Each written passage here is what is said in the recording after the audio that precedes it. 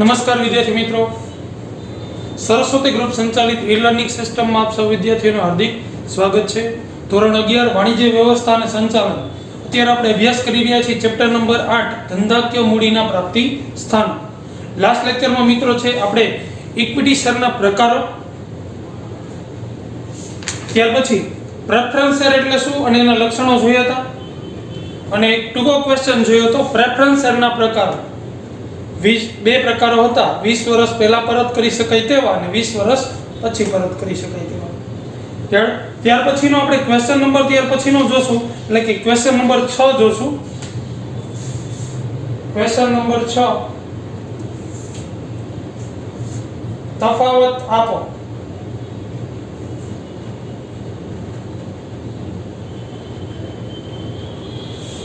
તફાવત છે equity share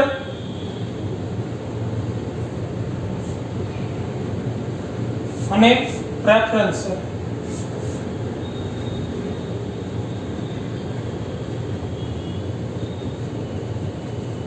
બંને વિશે આપણે અભ્યાસ કરી જ ગયા છીએ। ઇક્વિટી શેર એટલે શું, એના લક્ષણો, એના પ્રકારો, એવી જ રીતના પ્રેફરન્સ શેર એટલે શું, એના લક્ષણો, એના પ્રકારો જોઈ ગયા છે।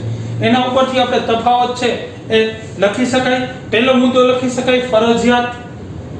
રેડી? તો એવું કહી શકાય કે ઇક્વિટી શેર બહાર પાડવા છે એ દરેક કંપનીએ ફરજિયાત હોય છે, જ્યારે પ્રેફરન્સ શેર બહાર પાડવા છે એ દરેક કંપની માટે ફરજિયાત હોતા નથી। આ પહેલો મુદ્દો। ત્યાર પછીનો મુદ્દો કરી શકાય ડિવિડન્ડનો દર।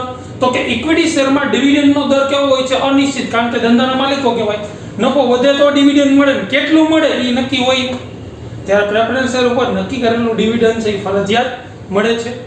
ત્યાર પછીનો ત્રીજો મુદ્દો તો કે અધિકાર। અધિકાર તો કે ઇક્વિટી શેરહોલ્ડરોને કંપનીની સભામાં હાજર રહેવાનો, મત આપવાનો અને સંચાલકો ચૂંટવાનો અધિકાર હોય છે, જ્યારે પ્રેફરન્સ શેરહોલ્ડરોને તો કે ફક્ત એમના હિત સાથે સંકળાયેલી બાબતોમાં જ મત આપવાનો અધિકાર હોય છે। ત્યાર પછીનો મુદ્દો આવી શકે જોખમ। ઇક્વિટી શેરહોલ્ડરોને જોખમનું પ્રમાણ વધુ હોય છે, પ્રેફરન્સ શેરહોલ્ડરોને જોખમનું પ્રમાણ નહિવત હોય છે, કારણ કે જો કંપની બંધ થઈ જાય તો ઇક્વિટી શેરહોલ્ડરોને તેમની મૂડી છે એ પરત નહીં મળે, જ્યારે પ્રેફરન્સ શેરહોલ્ડરોને એની મૂડી ઇક્વિટી શેરહોલ્ડર કરતા પહેલા મળે છે। ત્યાર પછી રોકાણકારો। હવે જોખમ લેવા અને શેરમાં સટ્ટો કરવા ઈચ્છતા રોકાણકારો છે આ શેર વધુ પસંદ કરે છે, જ્યારે નિશ્ચિત આવક અને મૂડીની સલામતી ધરાવતા છે એ રોકાણકારો પ્રેફરન્સ શેર પસંદ કરે છે।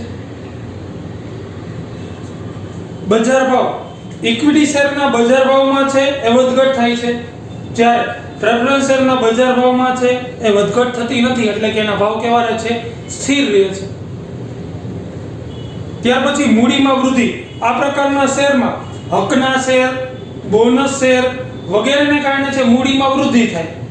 ઘણીવાર છે કંપની બોનસ શેર આપે તો જેટલા શેરો એમાંથી શેરમાં વધારો થઈ જાય, જ્યારે પ્રેફરન્સ શેરમાં છે મૂડીમાં વૃદ્ધિ થતી નથી, જેટલા શેરો એટલા જ રહે, એના જોખમનું પ્રમાણ નહીં વધે, બરોબર? એની આવક નિશ્ચિત હોય છે, પણ જેટલી હોય એટલી જ હોય, એનાથી વધે નહીં।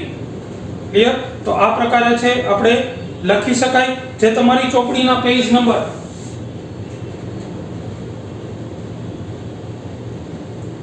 8-9 પર આપેલો છે, જે તમારે છે એમાંથી જોઈને લખવાનો રહેશે। પહેલા છે આખા પેજના 2 ભાગ કરવાના, હાંસિયામાં મુદ્દા આવી જશે, ઇક્વિટી શેર અને પ્રેફરન્સ શેર, એના જેટલા મુદ્દા આપેલા છે એ તમારે લખવાના રહેશે। આ પ્રશ્ન છે 3 માર્ક કે 4 માર્કમાં પૂછાઈ શકે। 3 માર્કમાં પૂછાઈ શકે તો ઓછામાં ઓછા બંને બાજુ 3 મુદ્દા લખવાના, 4 માર્કમાં પૂછાઈ શકે તો 4 થી 5 મુદ્દા લખવાના હોય છે। ક્લિયર? ત્યાર પછી આગળ વધીએ। ત્યાર પછીનો પ્રશ્ન, ટોપિક આપણો ત્યાર પછીનો ધંધામાં નફાનું પુનઃરોકાણ, એટલે કે આપણો ક્વેશ્ચન નંબર 7 થશે। ધંધામાં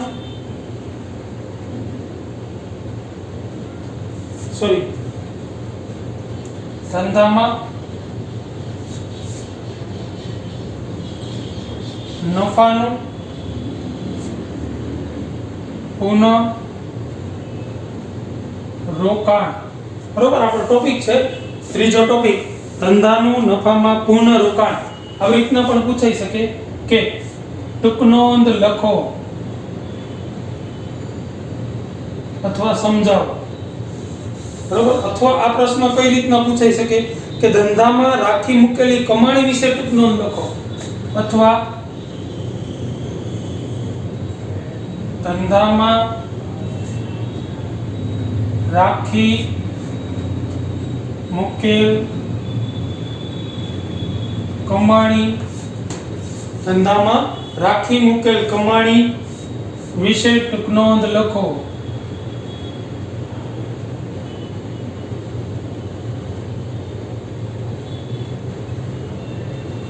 અથવા આ પ્રશ્ન એમ પણ પૂછાઈ શકે કે ધંધામાં નફાનું પૂર્ણ રોકાણ, એના ફાયદા, ગેરફાયદા અથવા લાભ કે ગેરલાભ સમજાવો.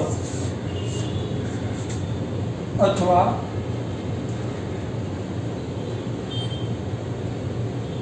ધંધામાં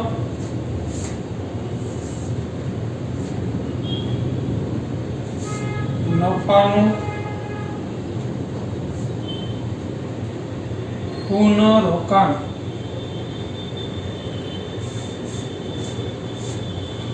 ના ફાયદા, ગેરફાયદા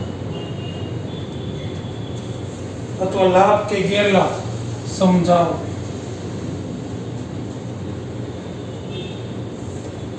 બરાબર, આ પ્રમાણે છે કોઈ પણ રીતના પ્રશ્ન પૂછાઈ શકે. જો 3 માર્કમાં પૂછાય તો ટૂંક નોંધ પૂછાય અને 5 માર્કમાં જો પ્રશ્ન પૂછાય તો ફાયદા અને ગેરફાયદા. બરાબર, તો પહેલા જોઈએ આનો અર્થ.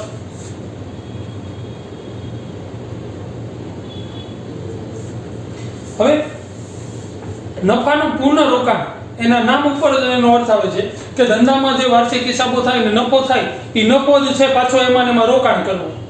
પણ એને આપણી ભાષામાં છે એ લખવો હોય તો કે કંપનીમાં થયેલ અસાધારણ નફામાંથી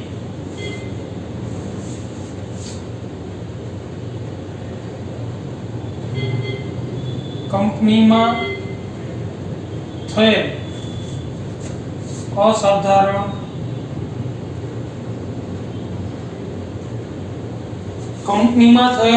અસાધારણ નફામાંથી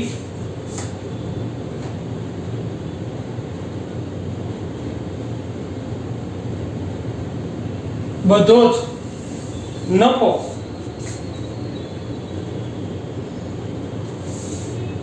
ડિવિડન્ડ સ્વરૂપે વહેંચવાને બદલે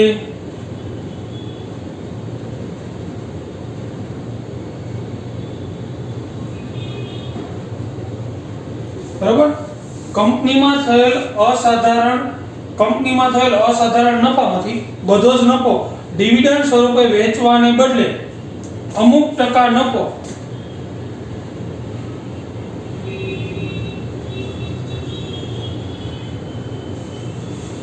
બધો જ નફો છે ડિવિડન્ડ સ્વરૂપે વહેંચવાને બદલે તો કે અમુક ટકા નફો ધંધામાં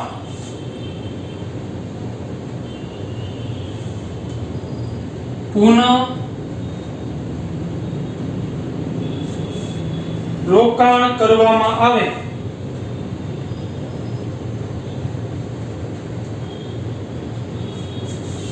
અમુક ટકા નફો ધંધામાં પુનઃ રોકાણ કરવામાં આવે તેને ધંધાનું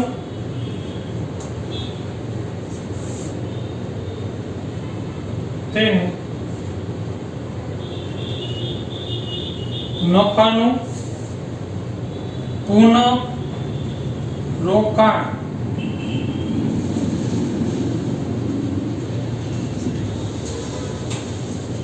કહે છે.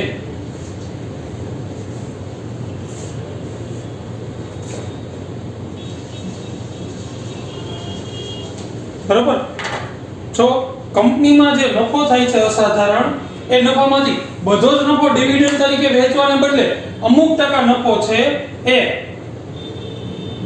ધંધામાં પૂર્ણ રોકાણ કરવામાં આવે. ફોર એક્ઝામ્પલ 50 લાખનો નફો થયો તો એમાંથી છે એ 30 લાખ ડિવિડન્ડ તરીકે વેચ્યા પણ 20 લાખનો નફો છે એ ધંધામાં પાછો રોકવામાં આવે, એ નફો જે ધંધામાં છે મૂડી સ્વરૂપે રોકવામાં આવે તો તેને છે નફાનું પુનઃરોકાણ કર્યું તેમ કહેવામાં આવે છે. રેડી? બીજી રીતના વિચારીએ તો સાદીને સરળ ભાષામાં આપણે ધંધો ચલાવીએ છીએ, ધંધામાં છે આ મહિને છે અથવા તો આ વર્ષે છે આપણે 5 લાખનો નફો થયો તો ઈ નફો છે 3 લાખ રૂપિયા છે આપણે લઈ લીધો પણ 2 લાખ રૂપિયા છે એ પાછો ધંધામાં રોકવામાં આવે, એટલે કે 2 લાખ રૂપિયાની નવી મશીનરી લેવામાં આવે, નવા યંત્રો લેવામાં આવે કે બીજું કંઈ રોકાણ કરવામાં આવે તો એને નફાનું પુનઃરોકાણ થયું તેમ કહેવામાં આવે છે. આ નફામાંથી કંપની છે જવાબદારીઓની ચૂકવણી કરવામાં આવે છે. આ નફામાંથી જે આપણે 2 લાખ રૂપિયા રોક્યા એમાંથી છે કંપની શું કરે તો કે જવાબદારીની જે દેવું છે એની ચૂકવણી કરવામાં આવે છે. હવે એના ફાયદા આપણે જોઈએ કયા કયા છે એ ફાયદાઓ હોઈ શકે.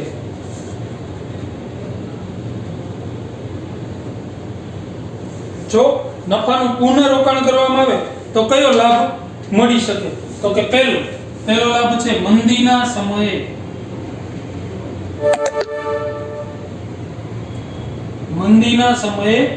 ઉપયોગી. હવે આપણે અર્થ આપણને ખબર પડી ગઈ તો આપણે નફો કે ફાયદા કે લાભ એમ નામ લખી શકીએ. આપણને ખબર પડી ગઈ જે નફો થાય એમાંથી અમુક ટકા છે પાછો ધંધામાં રોકી દેવાનો. પહેલો શું ફાયદો થયો તો કે મંદીના સમયે ઉપયોગી. કઈ રીતના તો કે બજારમાં છે મંદીની પરિસ્થિતિ આવે ગમે ત્યારે તેમજ કોઈ નકારાત્મક અસરો છે ધંધામાં અસર કરે ત્યારે અમુક પ્રકારની છે એ મુશ્કેલીઓ ઊભી થાય.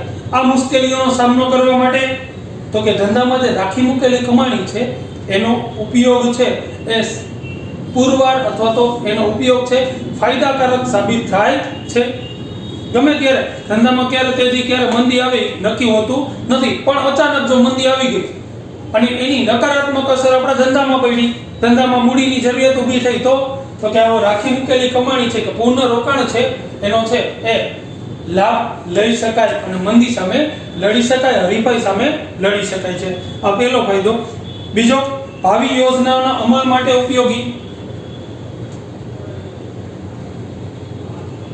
ભાવિ યોજનાના અમલ માટે ઉપયોગી.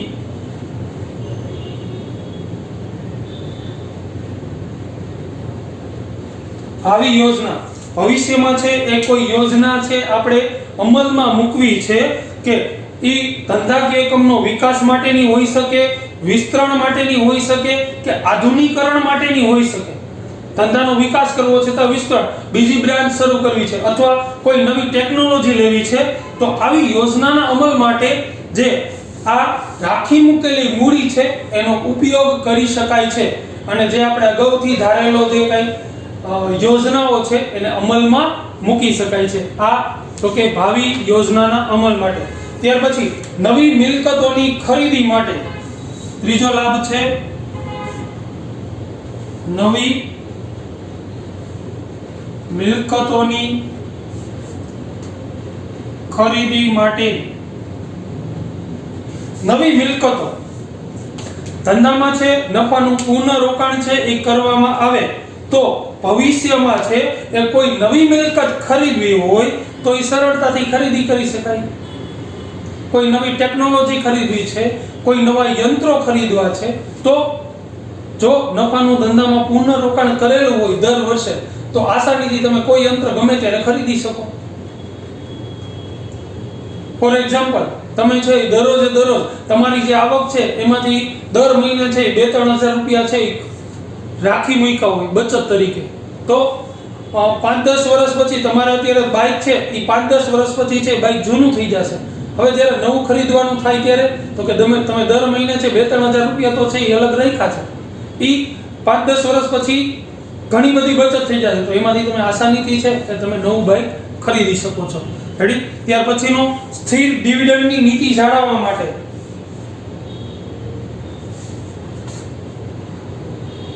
ચોથો લાભ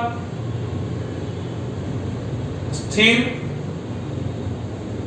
ડિવિડન્ડની નીતિ જાળવવા.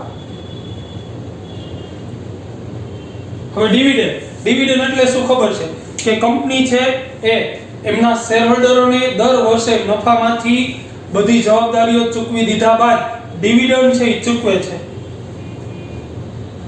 જેથી કરીને શેરહોલ્ડરોનો કંપની પ્રત્યેનો વિશ્વાસ છે એ કાયમ માટે જળવાઈ રહે. તે હેતુથી ધંધામાં થયેલ કમાણીમાંથી અમુક નફો અનામત સ્વરૂપેથી રાખવામાં આવે છે. જો ધંધામાં નફાનું પૂર્ણ રોકાણ હોય અને એવું બને કે કોઈ વર્ષે છે એ નફો ઓછો થયો તો શેરહોલ્ડરોને છે ડિવિડન્ડ કેવું જશે? ઓછું. તો શેરહોલ્ડરોને ડિવિડન્ડ ઓછું જશે તો ઘણા બધા શેરહોલ્ડર એવા હશે પોતાના શેર વેચી નાખશે.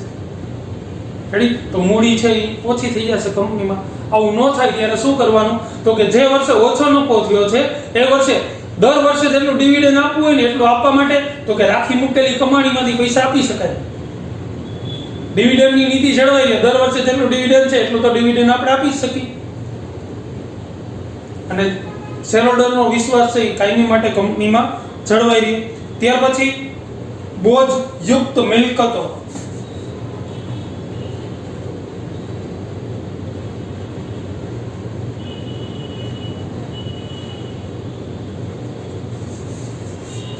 બોજયુક્ત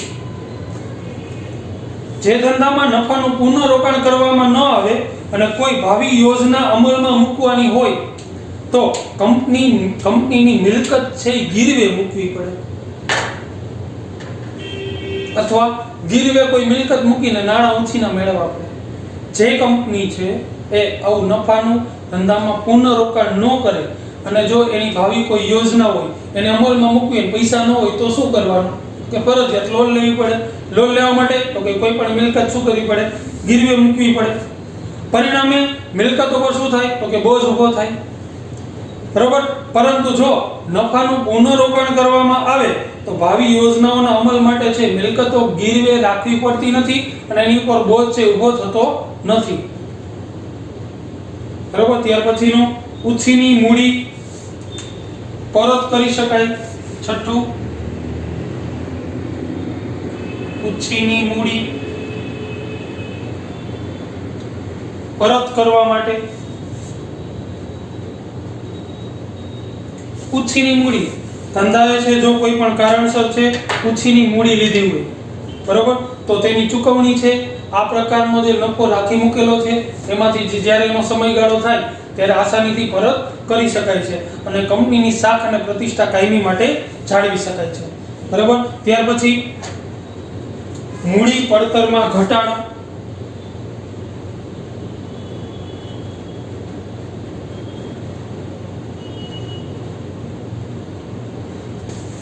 મૂડીની પડતરમાં રાખી મૂકેલી કમાણીને કારણે છે ધંધાકીય એકમ મૂડી મેળવવા માટે બાહ્ય પ્રાપ્તિ સ્થાનોનો આધાર રાખવો પડતો નથી. તેથી મૂડી મેળવવા માટેનો કોઈ ખર્ચ પણ થતો નથી. તેથી મૂડીની પડતરમાં ઘટાડો થાય.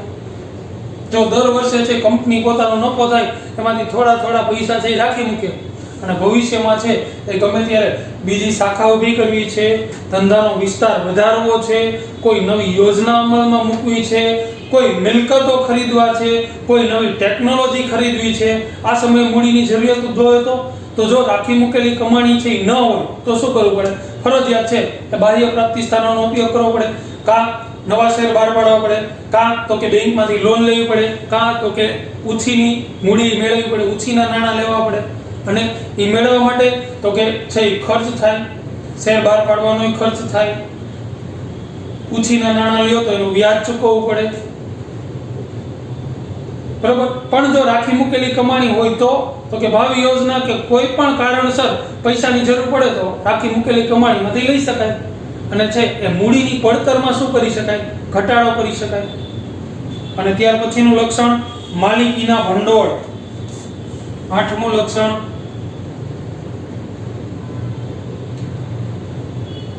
માલિકીના ભંડોળ.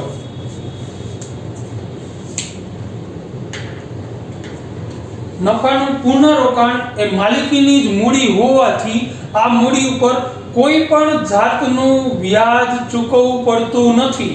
શું કામ? કારણ કે આ પ્રકારની મૂડી છે એ માલિકીની મૂડી છે, એને માલિકીના ભંડોળ તરીકે ઓળખવામાં આવે છે. એટલે આ મૂડી માટે કોઈ પણ છે વ્યાજ કે વધારાની રકમ ચૂકવવી પડતી નથી. રેડી? ત્યાર પછી જોઈએ એના ગેરફાયદા. રેડી?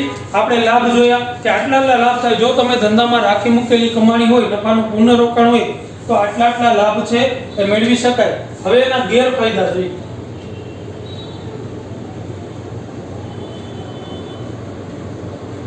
ગેરફાયદા / મર્યાદાઓ. બરોબર? પહેલી એની મર્યાદા ઇજારાશાહીને પ્રોત્સાહન.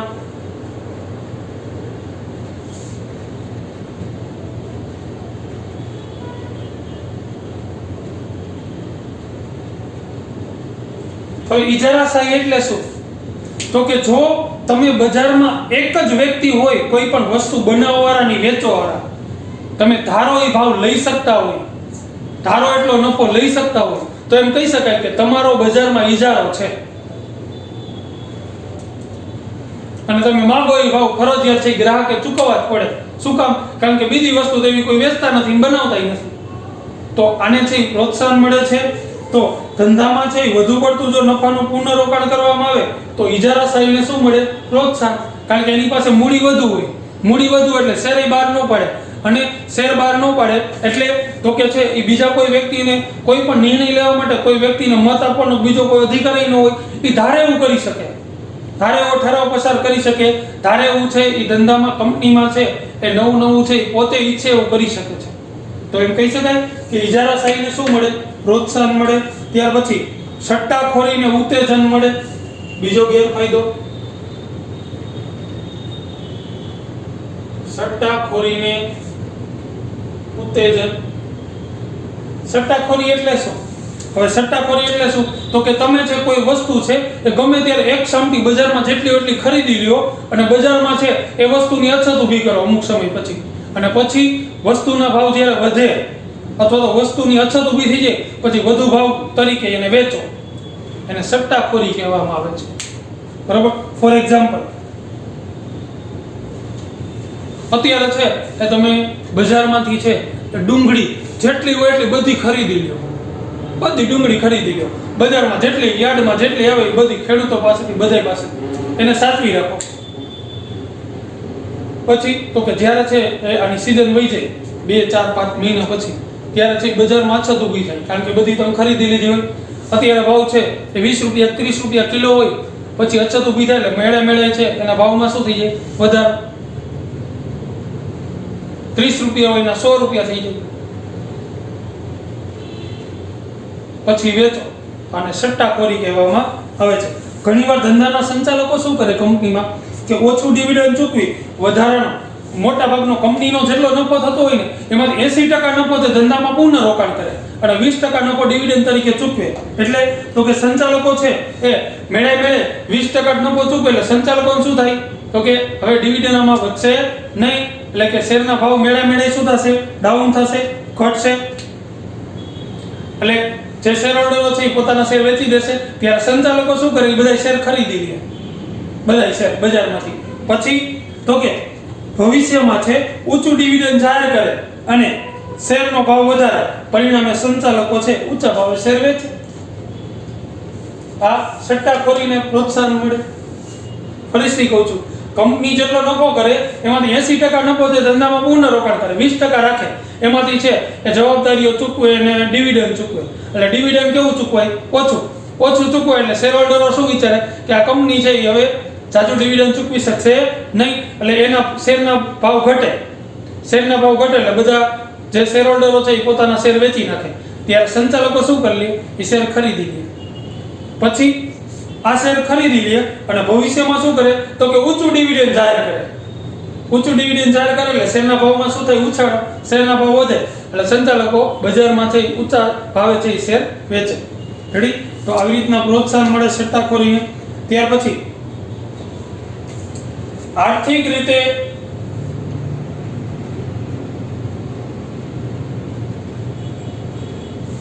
જે આર્થિક રીતે નબળી અને નવી કંપનીઓ છે આર્થિક રીતે નબળી અને નવી કંપનીઓ છે એના માટે તો કે મુશ્કેલ.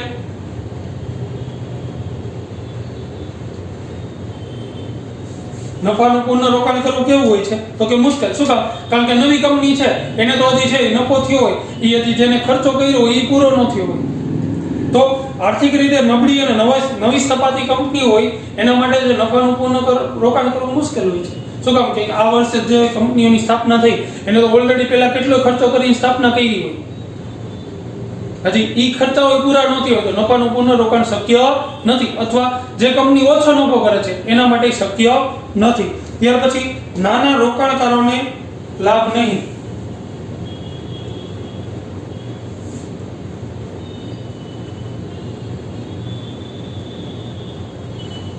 જે નાના રોકાણકારો છે એને આનો લાભ મળતો નથી. બીજી એની મર્યાદા છે. નાના રોકાણકારોને ઊંચું ડિવિડન્ડ મેળવવાની અપેક્ષા છે. ધંધાકીય એકમમાં મૂડી રોકાણ કરતા હોય છે નાના રોકાણકારો. જે લોકો થોડા પૈસા રોકો એ શું કરે તો કે મોટી મોટી કંપનીઓના છે શેર ખરીદે. શું કામ? કે એનો નફો વધુ થશે, ડિવિડન્ડ તરીકે વધુ મળશે. પરંતુ સંચાલકો છે જરૂર કરતા વધુ મૂડી છે એ ધંધામાં છે રાખી મૂકે, એટલે કે નફાનું પુનઃરોકાણ વધુ કરે.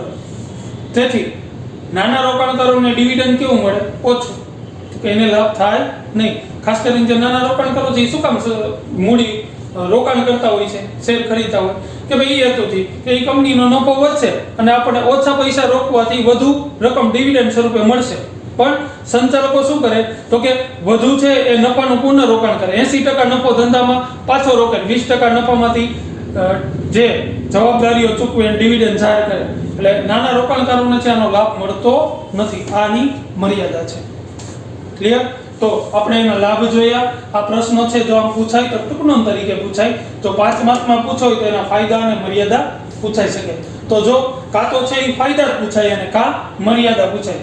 જો ફાયદા પૂછાય તો તમારે છે એનો અર્થ અને ઓછામાં ઓછા 5 થી 6 મુદ્દા લખવાના. જો ગેરફાયદા પૂછાય તો આપણે 4 તો લખ્યા છે, એક એનો અર્થ અને એના 4 ગેરફાયદા છે એ તમે લખી શકો છો. તો આ પ્રશ્ન છે એ તમારે પહેલા છે પ્રશ્ન નંબર 6 કરીને એનો તફાવત લખવાનો રહેશે, જે પેજ નંબર 8-9 પર આપેલો છે. પછી તો કે આ પ્રમાણે 7નો પ્રશ્ન કરીને અથવા કરીને 3 પ્રશ્નો, પછી એની વ્યાખ્યા લખવાની રહેશે અને પછી છે એના પહેલા મુદ્દા બધા લખી નાખવાના, પછી એક મુદ્દો એને સમજાવવાનો, બીજો મુદ્દો સમજાવવાનો. એવી જ રીતના ગેરફાયદા કે મર્યાદા હેડિંગ આપવાની, પહેલા બધા મુદ્દા લખી નાખવાના, પછી એક કરીને પહેલો મુદ્દો એને સમજાવવાનો. આ પ્રમાણે છે એ તમારે ચોપડામાં, પાકા ચોપડામાં છે આ પ્રશ્ન લખી લેવાનો રહેશે. ઓકે મિત્રો, તો નેક્સ્ટ લેક્ચરમાં છે આપણે આગળ વધશું. આના પછીનો ટોપિક એટલે કે ડિબેન્ચર જે છે એના વિશે આપણે અભ્યાસ કરીશું. ઓકે મિત્રો, થેન્ક યુ.